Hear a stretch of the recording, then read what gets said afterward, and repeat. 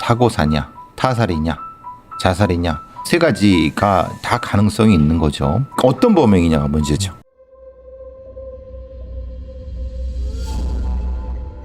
(2017년 1월 17일) 새벽 5시 반경, 사람도 차도 거의 다니지 않는 시간에 전북 전주시 덕진구의 한 모텔에 구급차와 경찰차가 출동했습니다. 모텔 앞 바닥에 여성이 떨어졌다는 신고 전화 때문이었습니다. 한 새벽 4시? 입실하신 지 얼마 안 되신 손님분이셨어요. 704호에 입실하셨고요. 근데 옷이, 상의는 흰색 상의를 입었는데 하의는 속옷까지 전혀 안 입었더라고요. 알몸이었습니다. 사건이 발생한 날은 영하 6도의 추운 날씨였습니다. 그런데 상의만 입고 하의는 알몸 상태로 20여 미터 높이에서 추락한 여성, 이미 사망한 상태. 신원 확인 결과 그녀는 인근에서 호프집 가게를 운영하는 45살의 여성 송씨였습니다. 출동 당시 사망자의 두개골이 골절되어 밖으로 대뇌 조직이 흘러나와 있는 상태였습니다. 투숙 중이었던 방에 가보니 창문이 열려 있었고 안에 목걸이가 있었는데 누가 잡아 뜯은 것처럼 뜯겨 있더라고요. 사망자의 목걸이는 누가 잡아 뜯은 것일까? 그런데 투숙 당시 그녀는 혼자가 아니었습니다. 새벽 4시 그녀와 함께 모텔로 들어간 남자가 있었던 것입니다. CCTV에 의문의 남성이 함께 704호로 들어간 모습이 찍혀 있었습니다. 입실로부터 5시 36분경 남성이 704호를 나올 때까지 이 방에 드나든 다른 사람의 모습은 보이지 않았습니다. 남자는 5시 반경 모텔 방에서 카운터로 전화를 했다고 했습니다. 남성분이 전화를 하셨어요. 일행 여자분이 밖으로 뛰어내린 것 같다고. 119에 신고를 요청하셨어요. 근데 좀 이상한 게, 연인 관계면 그런 상황이면 놀라거나 흥분하거나 그래야 되는데 되게 차분했어요. 차분하게 신고를 부탁했다는 남자.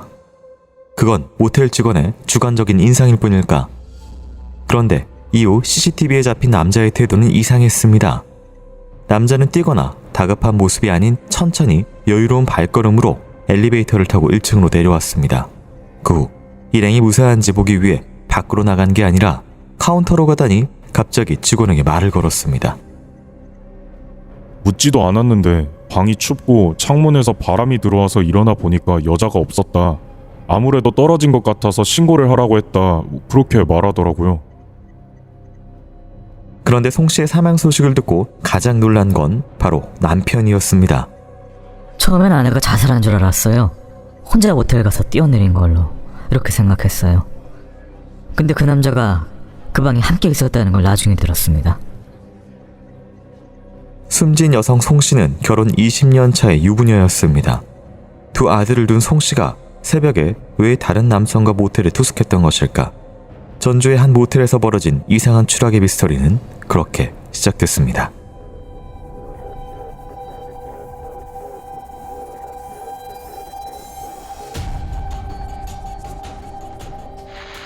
네, 오늘 사건은 2017년 1월 전주의 한 모텔에서 있었던 추락 사건입니다. 새벽 4시에 모텔에 들어가셨고요. 1시간 반경 뒤에 추락을 하셨습니다. 여러 가지가 많이 이상합니다. 네, 뭐 옷부터 해가지고 방 안에 뜯어진 목걸이. 일단은 뭐 그런 상황 관련돼서 어떤 점을 좀 봐야 될까요? 이게 이제 말 그대로 사고사냐, 타살이냐, 자살이냐, 뭐 세 가지가 다 가능성이 있는 거죠. 물론 이제 어떤 분들은 뭐 어떻게 자살일 수 있느냐, 자살일 수도 있습니다. 왜냐하면은 심경에 복잡한 변화가 있을 수 있기 때문에. 근데 그것 치고는 좀 뭐 옷 입은 상태라든가, 그리고 특히 이제 두개골이 먼저 골절이 된 부분 때문에 어떻게 이게 가능하지? 이런 뭐 얘기도 논의도 있을 수 있는 거고. 네. 그리고 이제 더 혼란스러운 거는 이제 그 같이 있던 남자의 반응. 네. 뭐 어떻게 보면 굉장히 당황해야 되잖아요. 네. 당황하고 굉장히 불안해야 되는 거잖아요. 사람이 죽었는데. 근데 그렇지 않고 마치 변명하듯이, 그러니까 묻지도 않았는데, 그러고 그 여자분은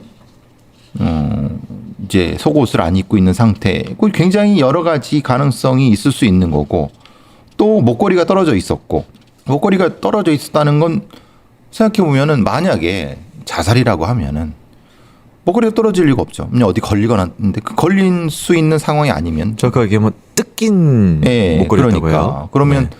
만약에 이거를 누군가가 잡고 있거나 뜯고 있거나 뭐 그런 뭐 다툼이 있거나 뭐 이런 형태로 봐야 되는데 자살이라고 추정하면은 네. 그건 좀 아닌데 이런 느낌. 그래서 아 이건 좀 여러 가지 부분으로 또한 이제 지난번에도 비슷한 추락사 부분에서 말씀드린 것처럼 직접 뛰어내리는 것과 네. 의식이 없는 상태에서 던져진 것은 전혀 다르다. 네, 낙산 호텔에서 예, 예, 교수가 추락한 사건이 있었죠. 예, 예. 그러니까 그런 면에서는 이거는 정확히 시뮬레이션이 필요하다. 이런 것까지도 얘기를 해봐야죠.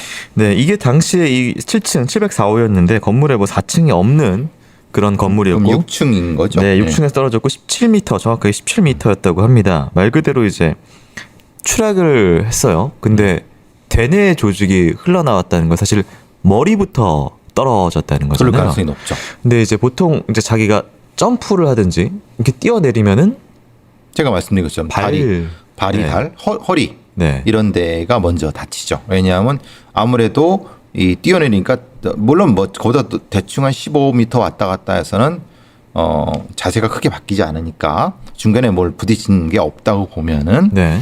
그 엉덩이뼈, 허리뼈 이런 데가 먼저 가야 되는데 머리?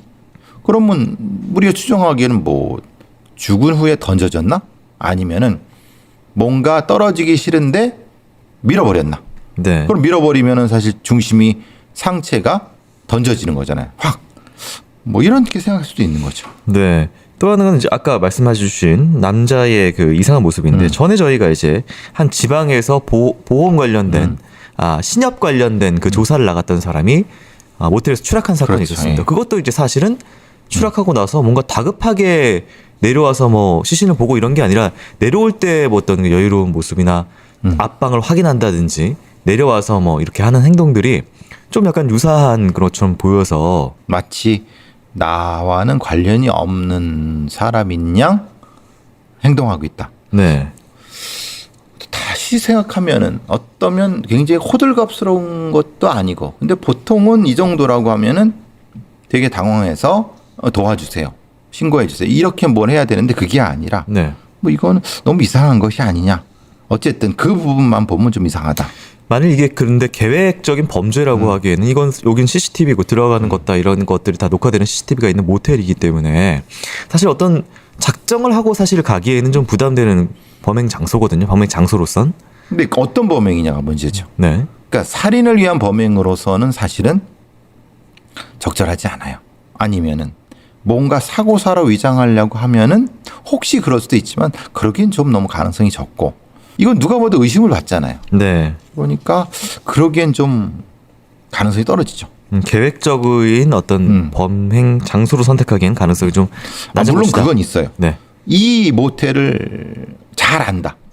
CCTV도 잘 없고 익숙한 곳이다. 익숙한 곳이고 그렇다고 하면 모르죠. 그건. 장악력이 있기 때문에. 그렇죠. 예. 알겠습니다. 자, 아직 밝혀진 건 없는 상황. 오직 방 안엔 두 사람뿐이었습니다. 이후 수사 어떻게 진행됐는지 살펴보도록 하겠습니다.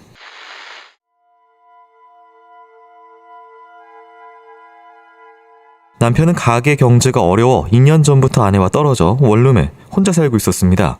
병든 시아버지까지 모실 정도로 착한 며느리였던 아내 송씨. 그러던 어느 날부터 아내는 가정에 소홀해졌다고 남편은 주장했습니다. 제가 6개월 넘게 돈을 한 푼도 못 보내줬어요. 제가 툭한 말이 남편 없는 셈 치고 살아. 그랬더니 집사람이 상처를 받은 거예요.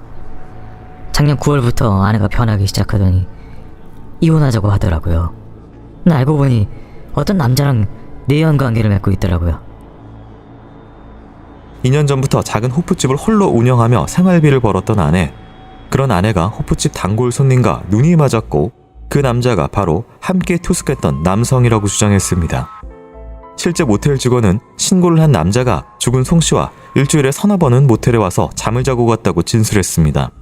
남편과는 협의 이혼, 숙려 기간 중이었고 새로운 남자친구와 사귀고 있었던 것으로 보였습니다. 경찰은 신고를 한 남성에 대해 조사를 시작했습니다. 남자는 송 씨의 가게 인근에서 치킨집을 운영하고 있었던 박 씨. 그런데 박 씨에 대한 묘한 진술이 있었습니다. 한 2주 전인가? 그 남자 때문에 힘들다고 전화가 왔었어요. 그 사람이 엄청 집착을 많이 하고 괴롭혔던 것 같아요. 실제 사망한 송 씨는 반년 전인 2016년 7월 남자친구 박 씨에게 헤어지자고 했고 박 씨는 송 씨에게 죽어야지, 죽는다 라고 문자를 보냈습니다. 사건 9일 전엔 송 씨가 다른 남자와 노래방에 있는 걸 알고 노래방에서 술을 팔았고 송 씨가 술을 먹었다고 신고까지 해서 둘 사이가 안 좋았던 것으로 확인됐습니다. 항상 송 씨의 위치를 확인했던 박 씨. 그는 과거 동거녀와 배우자에게 폭력을 범한 전과가 6번 있었습니다. 박 씨는 억울함을 표했습니다. 이게 모텔에 올라가서 술을 나눠 먹다가 잠든 뒤에 벌어진 일이라서 저는 상황을 전혀 알 수가 없었습니다. 그러나 그가 잠들었다고 주장한 시간 박 씨의 휴대전화가 켜졌다 꺼졌다 했던 것이 확인됐습니다. 또한 추락 26분 전 박 씨의 전화로 송 씨의 전화에 전화를 건 통신 기록도 남아 있었습니다. 게다가 그날 밤에 그 남자가 왜 너 어디 갔다 왔어? 라고 여자 추궁하면서 너 죽여버려 이리 와 이렇게 말하는 소리를 들었어요. 그리고 때리는 것처럼 우당탕탕 소리가 나고 벽으로 사람 부딪히는 것 같은 쿵 소리도 들었고요. 의자 같은 거를 바닥에 끄는 드르륵 소리도 났어요. 그날 다투는 소리를 들었다는 옆방의 투숙객, 그리고 피해자의 목에서 졸린 듯한 상흔과 긁는 듯한 상처도 확인됐습니다. 목격자의 진술이나 사체에 남은 목 졸린 흔적 등을 봤을 때 그날 밤에 남성과 다툼 흔적이 있어 보입니다. 다만 긁힌 상처가 언제 생긴 것인지는 확인이 안 됐습니다. 혹시나 현장에서 발견된 뜯긴 목걸이와 관련이 있는 것일까? 그런데 송 씨의 목걸이와 침대 시트에서 혈흔이 발견됐습니다. 그건 바로 남자친구 박 씨의 혈흔이었습니다. 제가 그 전날에 치킨 다듬다가 손가락을 베었어요. 아마 그 상처가 벌어진 게 아닌가 싶은데요.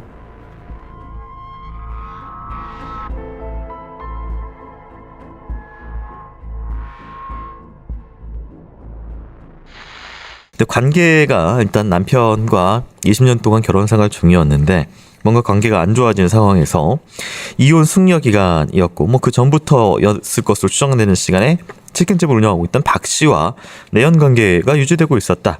근데 그 박 씨라는 사람은 여성 상대로 한 폭력이나 어떤 이런 전과가 여러 있었고 집착이 심한 것으로 계속해서 확인한 이런 모습이 좀 보입니다.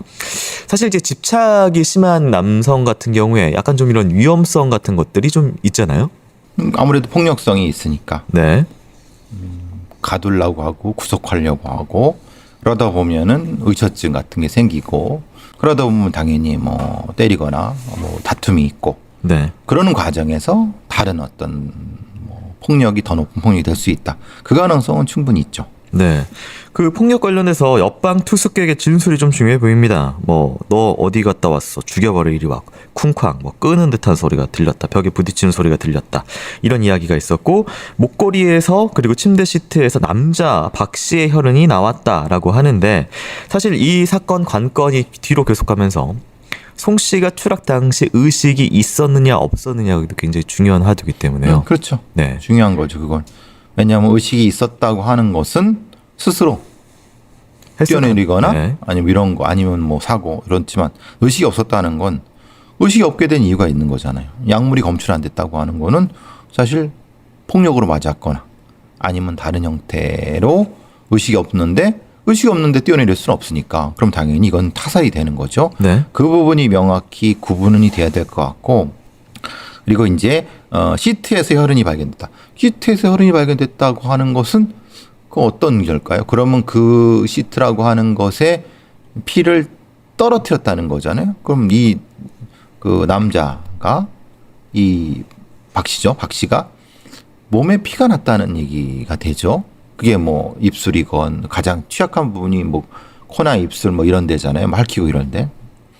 그럼 그것이 있었던 건 다툼이 있었는데 제가 말하는 건 다툼의 정도가 어느 정도였을까? 네. 다툼의 정도가 심했다고 하면 이 박 씨가 좀 더 심각한 폭력을 행사했고 그러면서 이 송 씨가 정신을 잃고 네. 그래서 뭐 화가 나서 던졌다. 뭐 이렇게 시나리오가 구성될 수가 있는 거죠. 또 하나는 이제 어쨌든 행동 재구성이 나중에 좀 중요해 보이는데 박 씨가 사실 수사 내내 진술이 바뀝니다.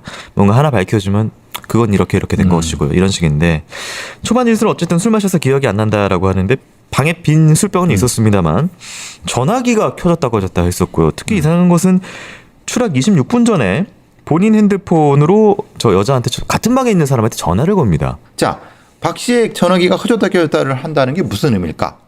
추락 26분 전에 이미 송 씨가 정신이 잃고 있었다. 이거 어떻게? 이거 좀 이상한데? 내가 지금 이건 좀 스테이징, 그러니까 좀 조작을 해야 될 것 같아? 그러면은 당연히, 이거 마치 살아있는 것처럼 이 송 씨가 한 것처럼 전화를 이렇게 좀 네. 그 순간 생각할 수 있잖아요. 네. 그죠? 그리고 이제 교수님이 늘 말씀하셨다시피 지금 이거 뭐 판결문에도 이 행동은 그냥 한마디 하고 넘어가는데 이 행동을 왜 했는지가 사실 범행 동기 직전의 행동이기 때문에 이게 예를 들어서 분노가 올라와서 던졌을 수도 있는 범행 동기랑 연결될 수도 있기 때문에 확인이 됐어야 되는 부분인데 그냥 넘어가더라고요. 그렇죠. 그러니까 이런 변사 사건, 소위 이제 추락사라든가 이런 것은 조금 소홀히 보는 경향이 있죠. 그래서 사실 걱정이 되는 거예요. 알겠습니다. 자, 아무래도 의심스러운 남자친구 박 씨 이후 수사 상황 계속 살펴보도록 하겠습니다.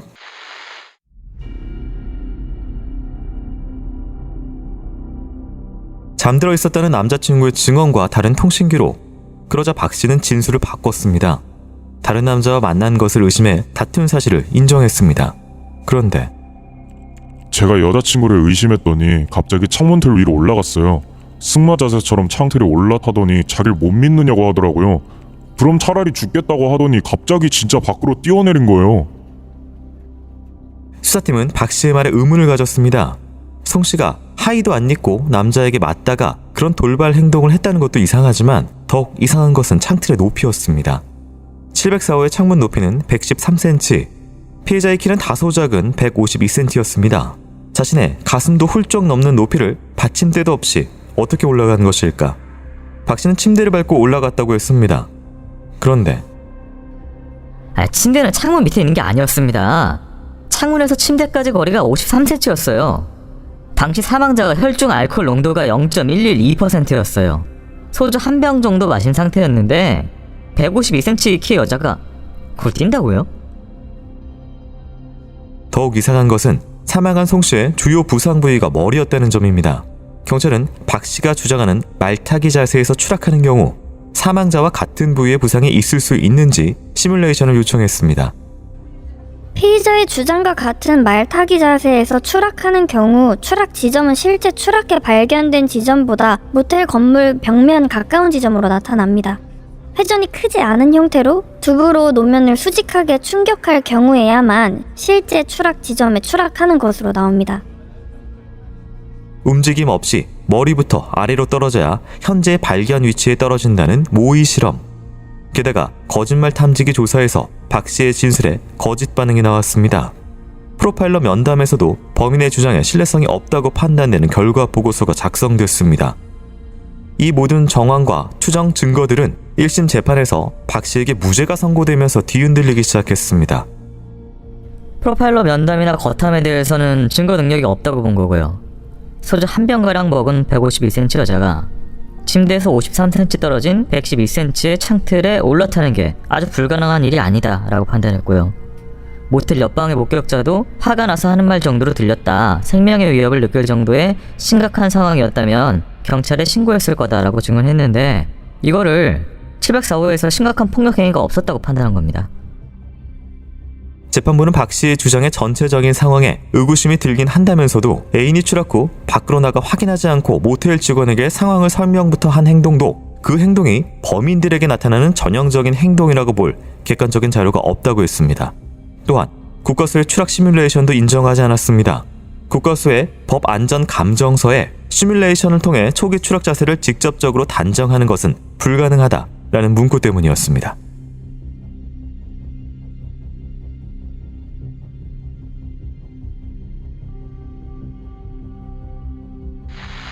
네, 뭐 이게 논란의 1심 무죄가 나오면서 모든 걸 좀 흔들리기 시작하는데요.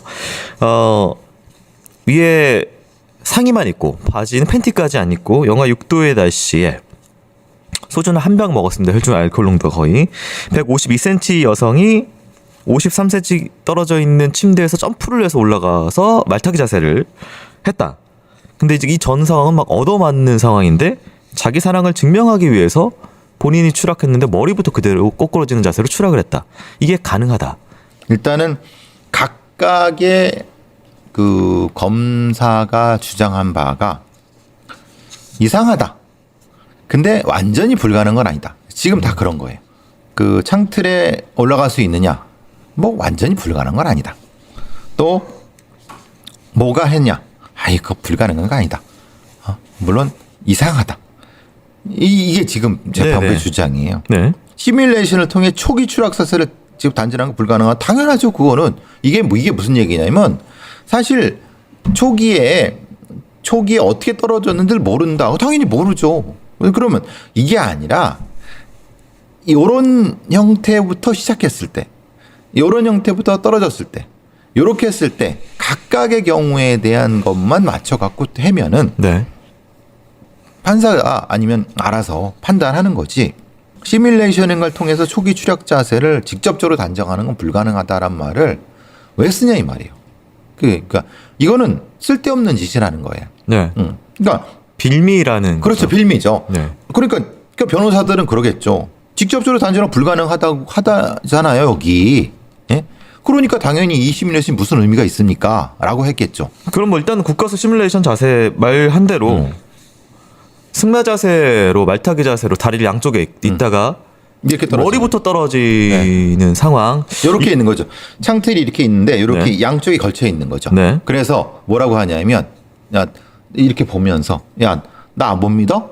내가 이제 너 떨어진다? 이 얘기잖아요. 네. 그래서 이렇게 떨어졌다 그 얘기잖아요. 어쨌든 이 내용만 보면은 그 자세로 떨어진 경우는 지금 추락 지점하고 안 맞는다라는 거잖아요. 그렇죠. 떨어질 수 없다는 그렇죠. 거잖아요. 그렇게 된 거죠. 네. 그러면 당연히 다른 거를 해봐야지. 다른 거라 만약에 정신을 잃은 사람을 이렇게 던졌을 때, 그러니까 머리부터 해서 거꾸로 이렇게 던졌을 때 가능하냐? 가능하다. 그 내용이 있습니다. 회전이 크지 않은 형태로 두부로 노면을 수직하게 충격할 경우에만 실제 추락 지점에 추락하는 것으로 나옵니다. 말 그대로 머리부터 그냥 그렇죠. 이렇게 던진 경우에는 그렇게 지금 위치에 떨어집니다라는 내용도 있습니다. 그거만 하면 되지. 네. 왜 엉뚱한 소리를 해갖고. 근데 이게 물고 들어가서 시뮬레이션을 통한 직접 자세를 추정 불가능하다라는 것을 얘기를 했다고 법원은 그냥 이걸 인정해줬어요. 그러니까 문구를 변호사. 쓰지 말라는 거예요, 제발. 네. 근데 여기서 문서가 이렇게 나와버리니까 변호사는 부를 필요도 없는 거예요. 네. 아니, 뒤가 의미가 없어요. 아니, 불가능한데 왜 뒤가 무슨 의미가 있습니까? 라고 했겠죠. 창틀 관련돼서 좀 궁금합니다. 창틀의 높이가 꽤 높아요. 그 여성분 113, 키, 예. 네, 여성분 키가 152cm였기 때문에 바로 올라가는 게 불가능하다고 하니까 말이 그럼 침대에서 갔네요. 침대에서 어떻게 가? 53cm인데? 불가능한 건 아니다. 팬티도 안 입고 점프해서 뛰어 올라갔다. 그렇죠. 그 얘기라는 거예요. 네네. 요 정도가 안 되면은 당연히 가해자가 뭔가 힘을 썼겠지. 이렇게 입증을 해야 되는데 네. 지금 이 건도 사실 혼자 이렇게 못하면은 다른 방식이 가능한지를 이렇게 시뮬레이션을 다시 해갖고 하거나 했는데 그걸 안 하고 나니까 그냥 변호사가 보고 53cm인데 할 수 있잖아요. 할 수 있겠죠. 그렇지만은 실제로 가능한지를 한번 해봐야죠. 네. 해보게 해야죠. 아니 이게 창문이 열려 있고 내가 저기로 점프해서 잘못 짚는 순간 바깥으로 떨어지는 공포감이 있는 상황인데 여성이 진짜 그러니까 그거를 상식적으로 좀 이해가 안 되는 게 그러니까 입증을 네. 못한 거예요. 그리고 또 이제 뭐 어쨌든 이것도 좀 이해가 안 되는 판결인데요. 옆방 목격자가 그때 들었던 그 소리가 저는 뭐 그렇게 위협적이라고 안 느껴졌기 때문에 신고를 안 한 거죠라고 한 걸 가지고 목격자가 그렇게 위협적으로 안 느꼈다면은 위협적인 상황이 없었던 게 아닌가요? 그렇게 된 거죠. 그게 네. 변호사가 전략을 잘 짠 거죠. 그러니까 만약에 이렇게 네. 된 거예요. 그러니까 옆방에서 무슨 소리가 들렸어. 당신 이런 얘기를 했죠? 예, 제가 했습니다. 그럼 당신 생각은 어땠어요? 라고. 제가 보기엔 뭐 그저 있는데 그랬어요. 이게 위협적. 근데 그 사람이 위협적이 어떻게 합니까? 네. 그러니까. 주관적인 어떤 느낌인데. 그렇죠. 그러니까 그걸 이용해 먹은 거죠. 네. 지금 전체적으로 보면은 네.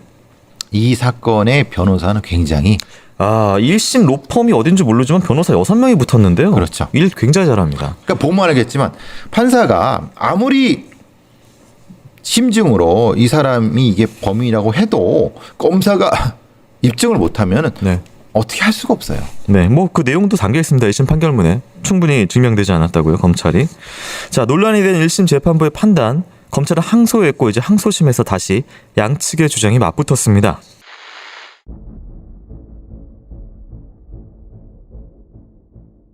내연녀 송 씨가 사랑을 증명하기 위해 한겨울 창밖에 나신으로 뛰어내렸다는 남자의 주장.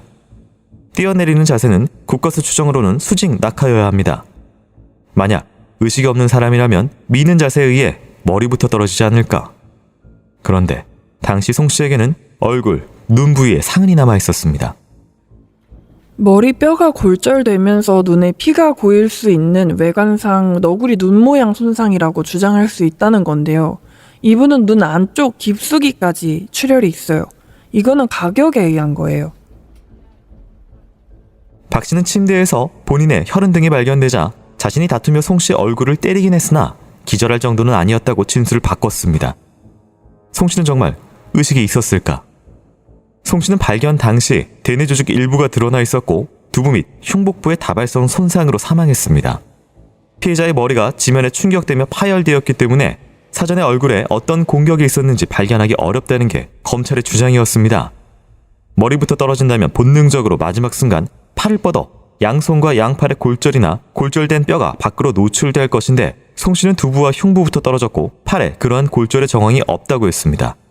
그런데 피해자에게 양 손목의 골절, 양쪽 손등의 피하 출혈, 오른쪽 손등의 표피박탈, 양 손바닥에 피하 출혈이 있었던 점, 또한 피해자가 당시 술에 취해 있었던 상태였던 점 등에 비추어 보면 정신을 잃은 상태에서 추락했다고 확신하기 어렵다. 재판부는 사체 검화 및 부검에서도 피해자가 실신에 이를 정도의 목이 졸린 자국이나 약동물 흔적이 없었던 점을 강조했습니다. 또한 의식을 잃게 목을 조르거나 의식이 있는 상태에서 밖으로 던져졌을 경우 반항을 했을 텐데 피해자의 손톱 밑에서 피고인의 DNA가 검출되지 않은 점도 반항한 행위 자체가 없는 증거로 봤습니다. 경찰이 당시 모텔을 수사할 때 창틀에서 피해자의 지문이 발견되지 않았습니다. 손을 안 대고 올라타서 추락을 할 수 있을까? 오히려 창틀에서는 박 씨의 혈흔과 지문만이 발견됐습니다. 검찰은 이게 피고가 피해자를 밀거나 던졌을 때 남은 증거로 봤습니다.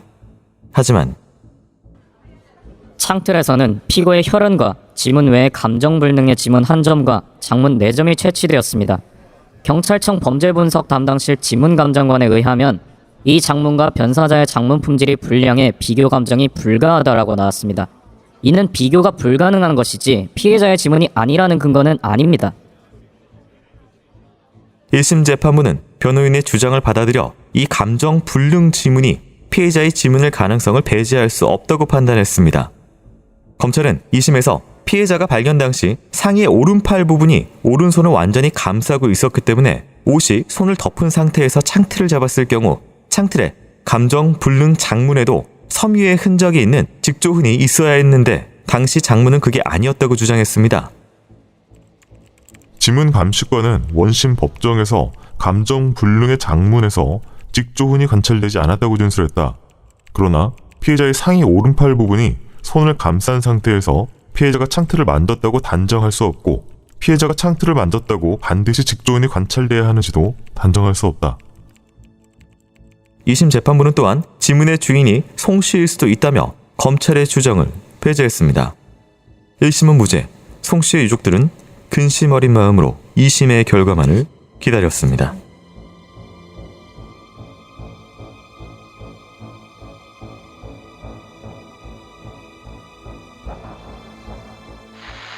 너구리 눈 모양의 손상, 눈에 이쪽에 흠이 적이 있었다. 이거 어떻게 봐야 될까요?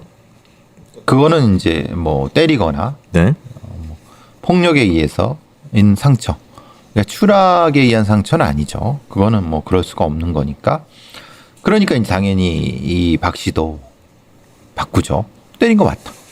그러면은 그 정도 때린 상태라고 하면 근데 문제는 그 정도 때렸지만 기절하진 않았다. 라고 바꿔버린 거잖아요. 네. 그 정도라고 하면 사실은 기절을 했어야 되는 건데 머리에 좀 심한 충격이 있으면 그렇죠. 어쩔 줄 모르죠. 그래서 어쨌든 그 네. 정도라고 하고 네. 근데 이제 나머지 부분이라는 거예요. 나머지 부분에서는 지금 계속 얘기되는 게 그거잖아요. 떨어졌을 때 어떻게 이 송 씨가 의식이 있었냐 없었냐 그거는 사실은 이 타살과 네. 아니면 이 사고사 아니면 혹은 자살. 자살과의 차이를 분명히 얘기를 하는 거니까. 근데 마지막에 그 뭐 손의 골절 이건 사실은 그것만 가지고는 좀 어려울 수 있어요. 다만 지금 문제가 이 형태에서 뭔가 던지거나 밀었을 때에 나타날 수 있는 그래서 이제 그거를 지문 뭐 창틀에서의 지문이 있다 없다 이런 걸로 하다 보니까 변호인이 주장한 바와 유사하게 연결이 되는 것 같아요. 그러니까 전제 자체를 검찰이 공격을 해서 무너뜨려야 되는데 전제를 그렇죠. 인정하고 후퇴하니까 후퇴하니까 계속 밀리는 꼴이 되는 거죠. 이상한 자살이 가능한 상황에서 증거 싸움이 되니까. 그렇죠. 입증하기 어려운 증거 싸움이 돼버리니까 네. 그건 특히 그거잖아요. 창틀의 지문. 그러니까 이거는 어떻게 봐야 돼요? 지문이 이제 피해자 지문은 정확하게는 발견이 안 된 것이고 현재까지는 그렇죠. 그러니까 지금 용의자의 지문과 혈흔 찍혀 있어. 그 사람이 거길 왜 잡지? 그렇죠. 자고 있었다면서요. 그렇죠. 그러니까 네. 그 부분에 대한 설명을 해야 되는데 그 부분의 설명보다는 네. 변호인들은 이제 다른 지문 얘기가 나오잖아요. 네. 불상의 지문이 있었다. 그 불상의 지문이 그 사람 걸 수도 있지 않냐? 근데 그러면 아니 거기에는 직조운이 발견되지 않았다. 근데 반드시 직조운이 돼야 되느냐? 이건 좀 애매해요. 그건 창틀이니까. 네. 그러니까 직조운, 그러니까 이 피해자가 이렇게 직조운이 없다고 해서 네. 거기를 안 잡은 건 아니다. 이 얘기예요, 결국은. 네. 가능성을 따졌을 때. 자, 그렇다면은 재판 결과 어떻게 나왔는지 한번 살펴보도록 하겠습니다. 원심은 피고인이 피해자를 살해하였다고 의심할 만한 사정들이 있기는 하나 검사가 제출한 증거만으로는 피고인이 공소 사실과 같이 피해자를 살해했다는 점이 법관의 합리적인 의심을 배제할 수 있을 정도로 충분히 증명되었다고 보기가 부족하고 달리 이를 인정할 증거가 없다는 이유로 피고인에 대해 무죄를 선고하였다. 원심이 이 사건 공소 사실에 관하여 배제되지 않은 합리적 의심의 근거로 설시한 사정들을 보면 이 사건 공소 사실이 확신이 될 정도로 증명되지 않았다고 보아 피고인에 대해 무죄를 선고한 원심의 조치는 정당한 것으로 수긍이 가고 거기에 검사가 주장하는 것과 같은 사실 오인의 위법이 있다고 할 수는 없다라고 2심 역시 항소를 기각하면서 무죄가 됐습니다. 아까 앞서 말씀드린 것처럼 뭐 지문이라든가 직조원이라든가 또 앞서 맨 앞쪽에서 얘기하는 다른 이 그 시뮬레이션 이런 부분들 분명히 충분히 이게 입증이 가능한 부분을 왜 이렇게 했을까? 저는 아직도 이 사건은 이해가 잘 안 돼요. 그리고 거짓말 탐지기는 어떻게 왜 이렇게 나왔냐 이 말이에요. 그럼 왜 그걸 배제시켰냐 이 말이에요.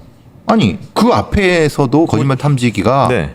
일정 정도 받아들여졌거나 아니면 참고한 경우는 많은데. 그러니까 유리한 정상으로 넣는다. 보통 이런 식으로 한 줄이라도 넣어주는데 그렇죠. 그것도 없더라고요. 그러니까 이건 뭐냐 이 말이에요. 그 다음에 네. 다른 부분도 몇 가지의 그 주요한 증거들이 왜 받아들여지지 않았을까라고. 그러니까 보면은 사실 좀 애매해요. 증거는 확실한데 주장이 애매하다는 건 이게 뭘까? 이런 경우가 참 난감해요.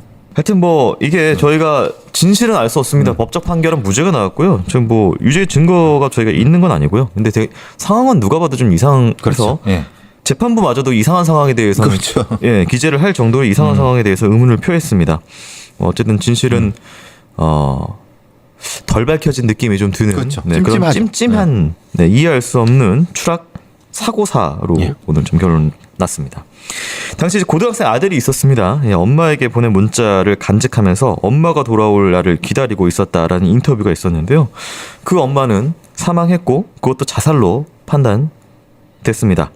그 아이가 세상에 불신을 품지 않고 잘 살아나가길 바랍니다. 고인의 명복을 빕니다. 교수님 수고하셨습니다. 수고하셨습니다.